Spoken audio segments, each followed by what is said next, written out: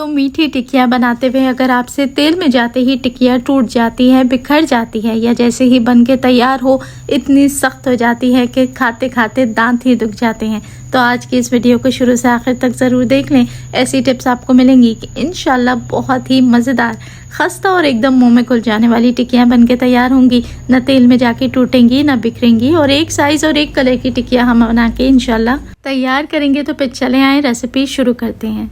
बिस्मिल्लाहिर्रहमानिर्रहीम, अस्सलाम वालेकुम and welcome back to my YouTube channel. मैं हूं सिद्रा और आज हम बनाएंगे मीठी टिकिया। चलें जी, मीठी टिकिया बनाने के लिए जो चीज़ सबसे इम्पॉर्टेंट होती है वो है हर एक चीज़ का रेशो। तो वीडियो को आपने गौर से देखना है, मुकम्मल देखना है ताकि सही रेशो के साथ आप अच्छी सी मीठी टिकिया बना के तैयार करें। मैंने लिया है जी 3 कप के जितना मैदा और 3 कप बिल्कुल हल्के हल्के लेने हैं, ओवरलोड करके अब भर के नहीं लेना। 3/4 कप की जितनी ली है सूजी और आधा कप के जितना इसमें ऐड किया है सूखा खोपरा यानी कि नारियल। अब इसमें मैंने 4 टेबल स्पून के जितना ऐड किए हैं सफ़ेद तिल और ये मेरे पास मौजूद हैं 4 अदद सब्ज़ इलायची। खुशबू के लिए ऐड की जाती है लेकिन इसका आपने पाउडर बना के ऐड करना है। अगर तो इलायची पाउडर अवेलेबल है तो उसी का इस्तेमाल करें, नहीं है तो आपने इसको हवन दस्ते में इस तरीके से कूट लेना है, बिल्कुल चूरा बना लें, पाउडर बना लें और फिर आपने इसका इस्तेमाल करना है। इलायची के इस्तेमाल से मीठी टिकिया के अंदर बहुत ही प्यारी खुशबू आ जाती है, एक जायका आ जाता है, तो इसको आपने मिस नहीं करना। और अब ये कुटी हुई इलायची भी आपने सारे ड्राई इंग्रेडिएंट्स में ऐड कर देनी है। चलें जी, अब हमने क्या करना है, एक बार ड्राई इंग्रेडिएंट्स को भी अच्छे तरीके से मिक्स कर लेना है।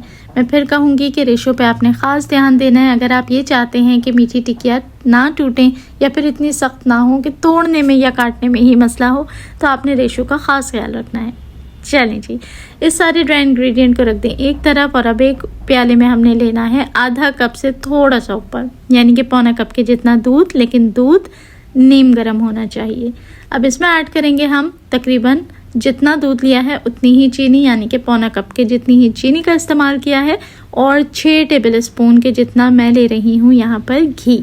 अच्छा, बहुत सारे लोगों का क्वेश्चन होता है कि हम घी ना इस्तेमाल करें तो उसकी जगह कुकिंग ऑयल का इस्तेमाल कर सकते हैं, लेकिन मैं आपको एक बात कहूँ कि इस रेसिपी में आपने कुकिंग ऑयल का इस्तेमाल नहीं करना। क्या होता है कि ऑयल से चीज़ एक्स्ट्रा ऑर्डिनरी क्रिस्पी हो जाती है और इस तरीके की जो चीज़ें होती हैं वो फिर सख्त हो जाती हैं। मैं जो रेसिपी आपको मीठी टिकिया की दे रही हूँ वो ऐसी है कि इसको 10 दिन भी रख कर आप खाएंगे ना तो इंशाल्लाह उसी तरीके से खस्ता और ताज़ी मुंह में घुल जाने वाली टिकिया मिलेंगी आपको। लेकिन तेल से टिकिया सख्त हो जाती है, लिहाजा घी का ही इस्तेमाल करें और इस सारे लिक्विड के मिक्सचर को अच्छे से मिक्स कर लें। अब हमने क्या करना है, जिस तरीके से हम चपातियों के लिए आटा गूंथते हैं और आटे के अंदर हम पानी थोड़ा थोड़ा करके ऐड करते हैं और उसके बाद उसको एक अच्छी सी डो बना के रेडी करते हैं, सेम उसी तरीके से आपने क्या करना है, जो अभी हमने घी, दूध और चीनी का मिक्सचर तैयार किया है, थोड़ा थोड़ा करके ड्राई इंग्रेडिएंट्स में ऐड करते जाएं और उसके साथ ही आपने इसकी गुंदाई करनी है। तो ये जो बनता है ना इसका डो, ये थोड़ा सा शुरू में चिपचिपा रहता है लेकिन परेशान होने की ज़रूरत नहीं है, आपने इसको रेस्ट देना होता है। और क्योंकि इसके अंदर सूजी है तो रेस्ट के दौरान क्या होता है कि सूजी को फूलने का मौका मिलता है, तो आपकी जो कंसिस्टेंसी होती है डो की वो एकदम सेट हो जाती है, वो चिपचिपी नहीं रहती। तो रजब का महीना शुरू हो चुका है और रजब का महीना स्टार्ट होते ही बहुत सारे घरों के अंदर जो है वो मीठी टिकिया ज़रूर बनाई जाती हैं। तो एक परफेक्ट और अच्छी रेसिपी आज आपके साथ शेयर कर रही हूँ कि इंशाल्लाह अगर आप बनाएंगे तो ना सिर्फ आपको 100% रिजल्ट्स मिलेंगे बल्कि खा के आपका दिल भी खुश हो जाएगा। और अगर आप इसको लार्ज स्केल पे बनाना चाहते हैं तो भी इसी रेसिपी के रेशो को डबल या ट्रिपल करके बनाएं, इंशाल्लाह बिल्कुल परफेक्ट बनेंगी। चलें जी, सारा मिक्सचर मैंने 2 से 3 दफ़ा में इसके अंदर थोड़ा थोड़ा करके ऐड किया है और अब मैं उसी से इसको गूंदने की कोशिश कर रही हूँ, क्योंकि इसके अंदर चीज़ें थोड़ी डिफरेंट हैं, खोपरा है और इसके अंदर तिल है, साथ ही सूजी भी है, इसलिए इसकी गुंदाई थोड़ी सी हार्ड रहती है, मतलब कि रोटी और आटे की तरह इसमें एकदम सॉफ्टनेस नहीं होती, तो थोड़ा सा टाइम लगता है इसके आटे को गूंदने के लिए। डो जो है वो बहुत ज़्यादा नरम नहीं होनी चाहिए और अगर आपको लगे कि डो काफ़ी ड्राई रह रही है तो इसके अंदर 1 से 2 टेबल स्पून घी मज़ीद ऐड किया जा सकता है या दूध भी ऐड कर सकते हैं। और अगर आपको लगता है कि डो बहुत ज़्यादा चिपचिपी रह गई है तो थोड़ा सा मैदा इसके अंदर आप शामिल करके कंसिस्टेंसी को एडजस्ट कर लें और मीडियम सी एक डो बना के आपने रेडी करनी है। ठीक है जी। इस तरीके से देखें आपने बस इसको गूंद लेना है और आपने इसको कोई मुक्कियाँ देके नहीं गूंदना, बस इकट्ठा करें ऐसे कि ये सिमट जाए और पूरा अच्छा प्रॉपर सा डो हो जाए, बस इतना ही आपने इसको गूंदना है। उसके बाद हम क्या करेंगे, आप इसे कवर करेंगे और कवर करके हमने इसको रेस्ट देना है 1 घंटे का। ठीक है जी, कम से कम आधा घंटा रेस्ट ज़रूर दें, इससे कम टाइम पे आपने टिकिया नहीं बनानी। और 1 से 2 घंटे अगर आप इसको रेस्ट दे देंगे ना तो डो अच्छा सा सेट हो जाएगा। चलें जी, यहाँ पे तकरीबन मैंने 1.5 घंटे के बाद इसको चेक किया था। अब देखें, अब जो डो है उसकी कंसिस्टेंसी और जिस पे हमने रखा था उसमें वाज़ेह फ़र्क है। ये थोड़ा सा हार्ड हो चुका है, बहुत हार्ड नहीं है, लेकिन इसके अंदर जो मॉइस्चर था वो अब थोड़ा सा कम हो चुका है। बस ऐसा ही हमें चाहिए, ये बिल्कुल परफेक्ट है। तो अब हमने क्या करना है, टिकिया की कटिंग से पहले एक बड़े पैन के अंदर तेल को गर्म होने रख देना है, लेकिन तेल को बिल्कुल धीमी आंच के ऊपर आपने गर्म करना है कि तेल का टेम्परेचर मीडियम हो। तेज़ आंच के ऊपर एकदम आपने फ्राई नहीं करनी, उससे क्या होता है कि इसके अंदर मैदा है, एकदम कलर पकड़ता है और टिकिया फ़ौरन से काली पड़ जाती हैं। लिहाजा आपने मीडियम टेम्परेचर पे रखना है जब तक हम कटिंग कर लेते हैं। तो डो का मैंने आधा हिस्सा लिया और 2 बटर पेपर के बीच में इस तरीके से एक पेड़ा रखा और अब बेलन की मदद से इसको बेल लेंगे। अब चॉइस आपकी अपनी है, अगर आपने पतली टिकिया रखनी है तो आप इसको थोड़ा सा पतला बेलेंगे। अगर मेरी तरीके से आपने इसकी आधे इंच से थोड़ी सी कम ही थिकनेस रखनी है तो फिर आपने क्या करना है, इसको थोड़ा सा मोटा ही छोड़ देना है। मुझे जो है वो टिकिया बहुत बारीक नहीं पसंद, मैं थोड़ी सी मोटी बनाती हूँ, लिहाजा मैं इसका थोड़ा सा इस तरीके से टेक्सचर रखूँगी कि थोड़ी सी दबी सी मोटी से बन के रेडी हूँ। चलिए जी, बेल लिया हमने। अब ऊपर से बटर पेपर हटाएंगे और कोई भी गोल कटर हो, कुकी कटर हो, कोई ढक्कन हो, उससे आपने जितने साइज़ के रखना है उससे अब आपने इसकी कटिंग कर लेनी है। बहुत ही आसानी के साथ, बहुत ही आराम से इसकी कटिंग हो जाती है और ज़बरदस्त सी ये टिकिया बन के रेडी होती हैं। तो हम क्या करेंगे, 1 बाय 1 इसी तरीके से सारी कटिंग कर लेंगे।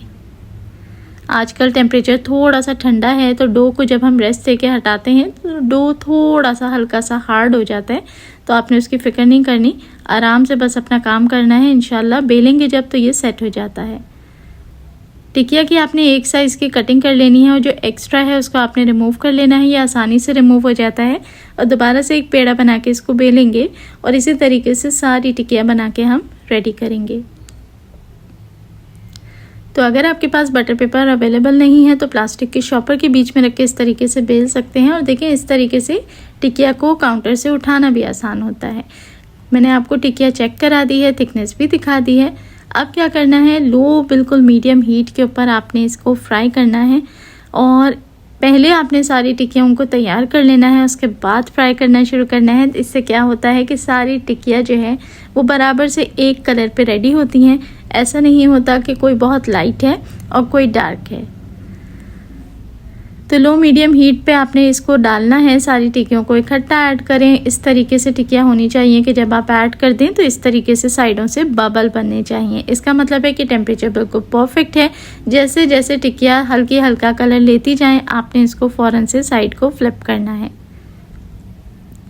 शुरू में ऐड करने के साथ ही ये थोड़ी सी नरम होती हैं तो आपने बहुत ज़्यादा चम्मच इसमें नहीं चलाना, वरना टिकिया टूट सकती हैं। आपने इस बात का ध्यान रखना है कि एक तरफ से हल्का सा कलर ले लें, तभी आपने इसकी साइड को फ्लिप करना है। एकदम ब्राउन करके आपने टिक्कियों को नहीं निकालना, क्योंकि ये मैदा है, जब ये ऑयल से बाहर आती हैं तो भी ये 1 टोन अपना कलर जो है वो डार्क करती हैं। लिहाजा आपने इस तरीके से इसको उतारना है कि बाहर आकर जब 1 टोन कलर डार्क हो जाए तो इसका मतलब है कि तब भी हमारा जो कलर है टिक्कियों का वो सॉफ्ट ब्राउन ही होना चाहिए। तो चलें, इसे अलट पलट के तब तक फ्राई करें जब तक कि टिक्किया अच्छे से अंदर तक कुक ना हो जाए, कच्ची ना रहे और यहाँ पर कलर इसका बहुत ही सुनहरा और गोल्डन सा आ जाए। तो ये देखें, माशाल्लाह बिल्कुल एक कलर पे एक साइज़ की और बिल्कुल एक जैसी हमारी मज़ेदार सी फूली फूली सी टिक्कियाँ बन के रेडी हुई हैं। अंदर से सॉफ्ट हैं, बाहर से क्रंची हैं और बेहद मज़ेदार हैं। सख्त बिल्कुल नहीं है लेकिन एकदम खस्ता हैं। तो बस एक बैच उतारने के बाद आपने चूल्हा स्लो कर लेना है और दूसरे बैच को भी इसी तरीके से फ्राई करना है। 3 से 4 दफ़ा में ये सारा बैच बन के रेडी हो जाएगा और ढेर सारी मीठी टिक्कियाँ जो हैं वो तैयार हो जाएंगी। तो इसको बना के आप आराम से एयर टाइट बॉक्स के अंदर स्टोर भी कर सकते हैं। जितना दिल चाहे उतना लंबा स्टोर करें रूम टेम्परेचर पे। और चैनल को लाजमी सब्सक्राइब कर लें क्योंकि आपको ये पसंद तो बहुत आई होंगी। तो वीडियो को लाइक और शेयर भी आपने ज़रूर करना है। देखने वाले सभी लोगों का बेहद शुक्रिया।